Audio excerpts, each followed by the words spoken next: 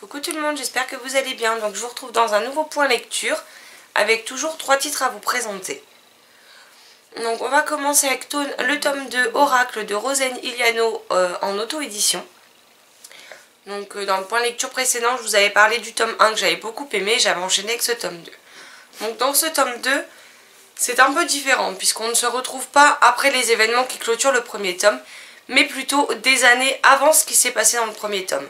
Donc là, on va suivre surtout Oxide, le meilleur ami d'Elias, avec qui il a un certain lien que vous découvrirez dans le premier tome si jamais vous sautez le pas.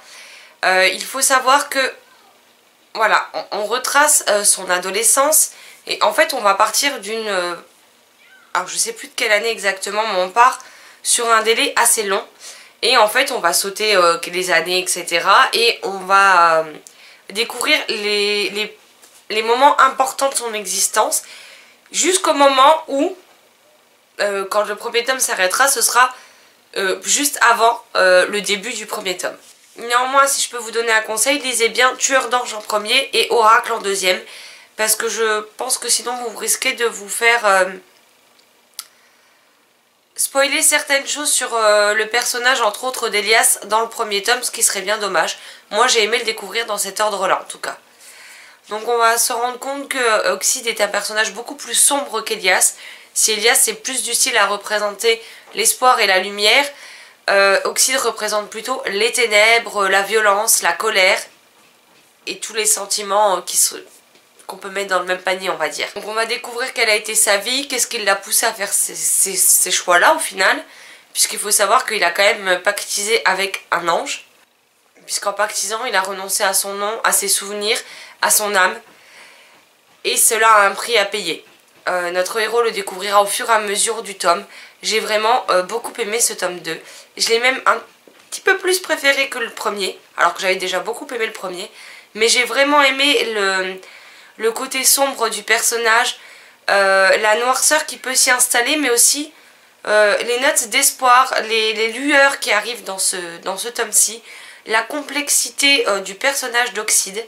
On retrouve bien entendu Elias, puisque voilà, il a son lien avec Oxide, et donc forcément on va le voir. En plus c'est des meilleurs amis, donc par moment il va faire une incursion dedans. Donc ça nous permet également d'en apprendre plus sur Elias, ce que j'ai trouvé bien agréable aussi. Mais c'est vrai que de se consacrer au personnage d'Oxide donne une autre dimension au récit. Et du coup j'ai hâte de voir ce que ça va donner dans le tome 3. En tout cas c'est un tome plus psychologique, même s'il se passe énormément de choses pendant ces années-là.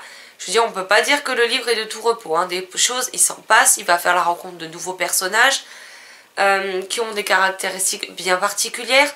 On va faire la rencontre de plusieurs types d'êtres surnaturels, on va dire ça comme ça plutôt. Et j'ai vraiment passé un excellent moment avec ce livre, donc maintenant je suis encore plus impatiente de découvrir le tome 3 que je ne l'étais déjà.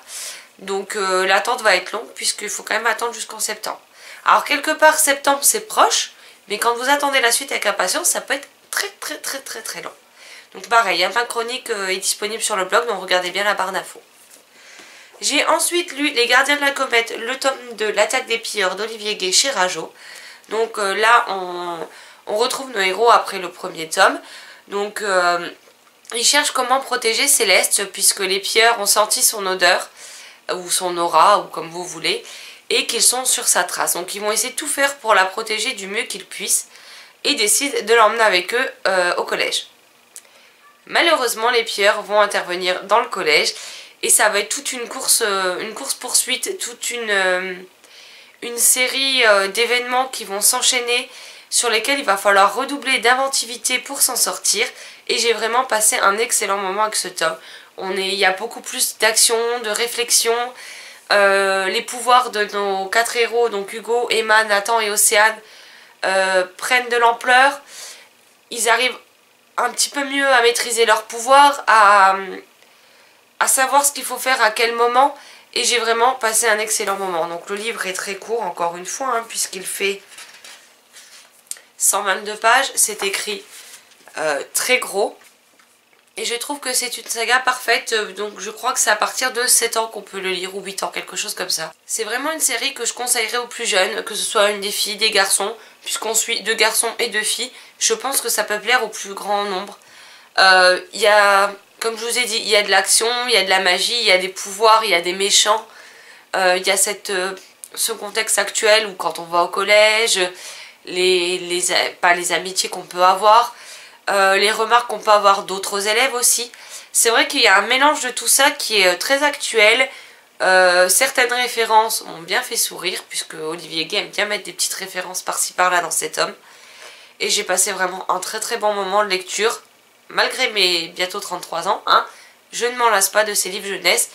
Et ouais, c'est une chouette série. Et on termine ce point lecture avec Say Something de Jennifer Brown chez Albin Michel dans leur collection Lit. Donc j'avais beaucoup aimé le livre Tornade de la même auteure que j'avais lu. Il faut savoir que Say Something, c'est un court roman, puisqu'il fait 150 pages, je crois, quelque chose comme ça. Même moins, parce qu'il y a le chapitre... il y a le premier chapitre de Headlist. Donc il fait 126 pages.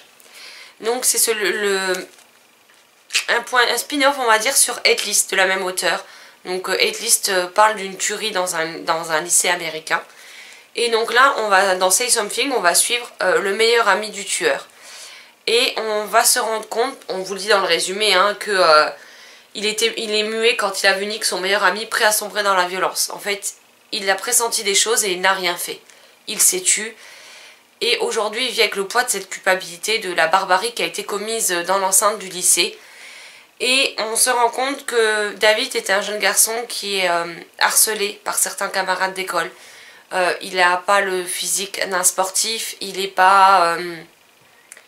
plutôt maigrelet, il fait pas de sport, il se tait, il s'efface toujours face aux autres, il ferme sa bouche, il ne dit rien, il ne parle à personne, donc forcément ces abrutis de harceleurs continuent, puisque rien ne leur retombe dessus et que dans tous les cas on ne croira plus s'il ouvrait sa bouche maintenant.